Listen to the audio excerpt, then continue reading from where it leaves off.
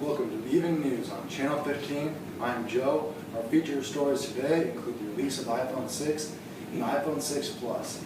Then you will hear about the newest technology by Google, mapping the Earth with camels.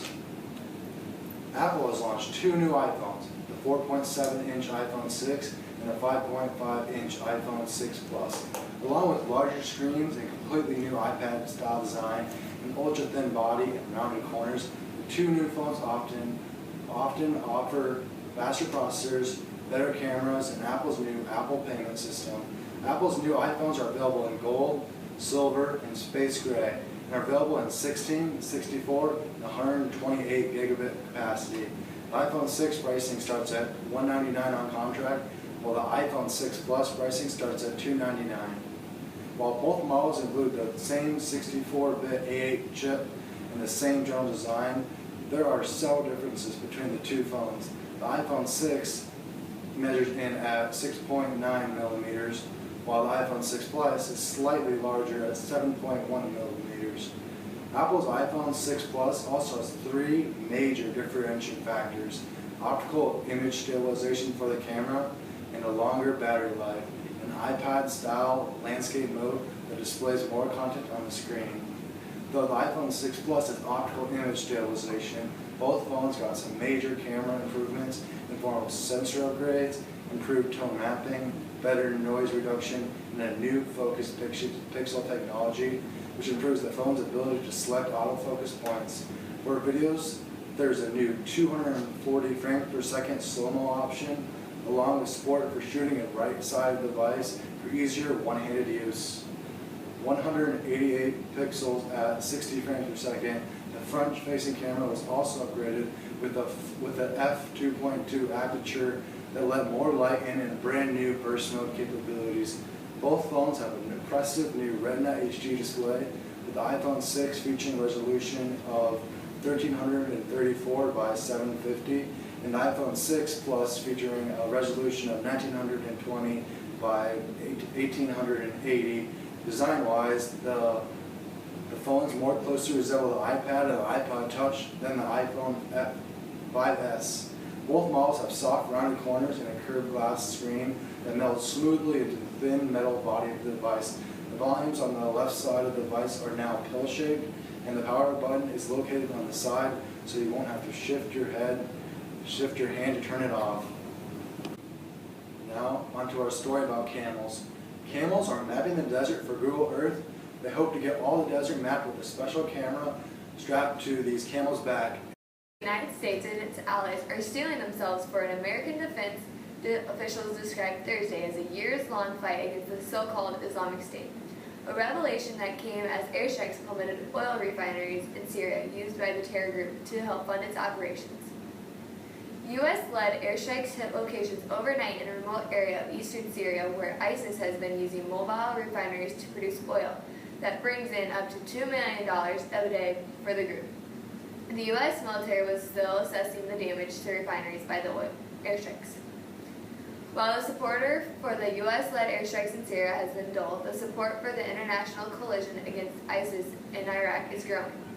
The Dutch Foreign Minister announced Wednesday that its military will contribute 6 F-16 fighter jets and 250 troops to carry out airstrikes and train Iraqi and Kurdish forces. The Belgian Foreign Minister said his country's parliament will consider requests for 6 of its fighter jets. Even more tragic news from the NFL this week. In wake of the Ray Rice video in which he is seen dragging his fiancée out of an elevator, new video evidence surfaced this week where he is seen punching her in the face inside the elevator before dragging her out. Rice has since been released by the Ravens and suspended by the NFL indefinitely. Another NFL superstar has also taken over the headlines: Minnesota Vikings running back Adrian Peterson. Peterson was charged with child abuse on Saturday, September 13th, and he didn't play against the Patriots or Saints recently, and will probably be out for the rest of the season as he has been deactivated by the team. However, the Vikings seem to be doing fine without Peterson. They are 2-2 without him, and which is better than their own four start last season. And Matt Asiata and rookie running back Derek McKinnon ran for over 200 combined yards in a 41-28 win over Atlanta, while rookie quarterback Teddy Bridgewater, who's starting over the injured Matt Castle, threw for 317 yards and had a 13-yard touchdown run. In other NFL news, the Buccaneers topped the Steelers 27-24. The 49ers pulled out a close one with the Eagles in a 26-21 win. The Cowboys ended the week with a shocking win over the Saints, and the Chargers took an easy win over the Jaguars. The Chiefs went off in the Patriots game, winning 41-14. Now a recap of our game of the week. The Seattle Seahawks and Denver Broncos met up in a Super Bowl rematch which lived up to the billing of what everyone expected in February but never happened. The 43-8 blowout by Seattle was replaced this time by Denver rallying from a 17-3 fourth quarter deficit to force overtime by going 80 yards against the best defense in the NFL in the final minute of regulation. The Broncos' comeback would fall short as Russell Wilson and the Seahawks offense marched down the field and scored a touchdown to end the game in a 26-20 win. Hi, I'm Jordan Reiser, and today we'll be talking about dog attack in Ashburn, Virginia. A Jack Russell Terrier dog named Jack was swooped up by an owl one afternoon. The dog was outside minding his own business, and the owl had picked up Jack, who was 15 pounds. The owl later dropped him in the neighbor's yard. The owners had found him and immediately had taken him to the vet. At first, the owners thought Jack was attacked by a fox or a coyote by the way he looked. The vet said he had deep lashes across his body, a fractured skull, and had bruised lungs, kidneys, and liver. The owners were confused on what happened as they left the dog for a short time. The vet concluded that the way the dog looked was similar to a dog getting hit by a car, being dropped from a window, or even thrown from a moving vehicle. The mystery was cleared up when the neighbors called and said she had recently seen an owl pick up a rabbit in her backyard and drop it. When they found the rabbit, its injuries looked like it was cut open with surgical precision. There are some ways to prevent getting in conflict with wildlife, such as keeping trash cans secure and trying to keep your pets' vaccinations up to date to protect them against diseases the wild animals could possibly transmit. Keeping an eye on them or putting them on a leash can help keep your animals safe. Hi, I'm Maddie Ball, and I'm going to be talking to you today about our top health story on Ebola.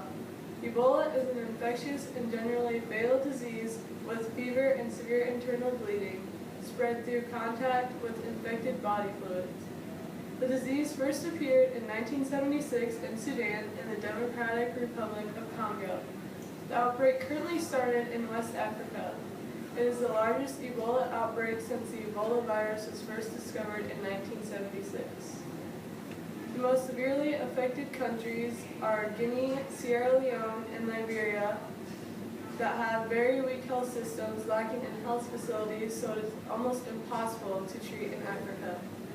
Ebola spreads through human-to-human transmission through direct contact with the blood or other bodily fluids of infected people and with surfaces and materials contaminated with these fluids. Ebola has been recorded in 2 states. In Dallas, Texas, patient Thomas Eric Duncan, who flew from Africa to Texas, had symptoms of Ebola and has now recently passed away after a short time of being in the hospital. Also, nurse Nina Pham was with 70 staff members at the Texas Health Hospital who cared for Thomas Eric Duncan, and the only one to catch the disease. She's now doing well because of a blood transfusion from a U.S. citizen who survived Ebola. In Nebraska, there is another Ebola patient who is believed to be an American cameraman who worked for NBC. He left Liberia on a specially equipped plane Sunday and was headed to Nebraska. The patient is being treated in an Omaha hospital. They say he is doing well and on the road to recovery. Thanks and have a great day. The Scottish independence referendum was a referendum on Scottish independence that took place on Scotland on September 18, 2014. The independence referendum's question, which was answered with yes or no, was, should Scotland be an independent country? The no side won, with 55.3% voting against independence. The turnout of 84.6% was high for a ballot in the United Kingdom. The Scottish independence referendum bill, setting out the arguments for this referendum, was passed by the Scottish Parliament in November 2013, following an agreement between the Scottish and the United Kingdom governments, and was enacted as the Scottish Independence Referendum Act 2013. To pass the independence proposal required a simple majority. Eastern part of the United States, you can see that there will be a lot of rain in the area. As a result of the recent hurricane, the southeastern part of the United States will be expecting 9 inches of rain, and flooding is expected. Temperatures in Texas, as the moisture mixes in with the hot air, will be very humid. Then, as we move to the Midwestern region, you won't see near as much rain, but the temperatures range from the upper 70s in Minneapolis to 100 in the Mile High City. Not uncommon to see, the northwestern part of the country will be getting heavy rains, and you can look to see heavy rainfall in the Mississauga area. Hot weather continues to sweep the country as we look to the southwestern portion of the United States. Here, the temperatures look to go up to 113 degrees in Phoenix. Most of the country is looking to get a large amount of rain.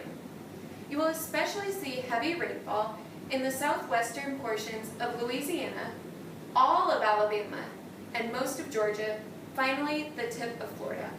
Thanks, Brittany. We are out here today and the weather is getting awfully rough. We are expected to get hit with heavy rains and the wind and the tornado is going to follow it all up in the next hour. Damaging winds are expected to be 55 miles an hour. There is a high risk of flying debris. The storm is heading southeast at 45 miles an hour. Please take shelter in a safe area. Stay away from all windows, doors if possible. If you are out traveling on the roads, pull over and get to the lowest and safest place possible, such as a ditch. Try to get away from anything that may fly or harm you. If at home, get to the lowest level possible. If you have to travel, wait until the storm is over and the area is safe to leave. When heading out, bring food, water, and extra clothing in case of emergency. We will keep you up to date while the storm gets closer. It is that time of the year again where hunters are getting out into the field, and that means that safety comes into effect. Safety is needed if you are in a tree stand. Use a safety line climbing up and down out of the tree. But when you're setting up your tree, when you're setting up your stand, always be connected to the tree. So that way if you lose your footing, you won't fall out of the tree. Use a safety harness that can connect you to the tree so you won't fall out of the tree into the ground and get hurt. And always go into the woods to set up with 2 people. If you use a ground blind, just be sure that you don't get lost if you are going into a new area to hunt. Also, if you are gun hunting, wear orange clothes so that way if there is other people in the area, nobody will get hurt or get shot accidentally. There hasn't been many cases of deaths for people that get shot and killed while hunting, but there's always a few cases of hunting accidents.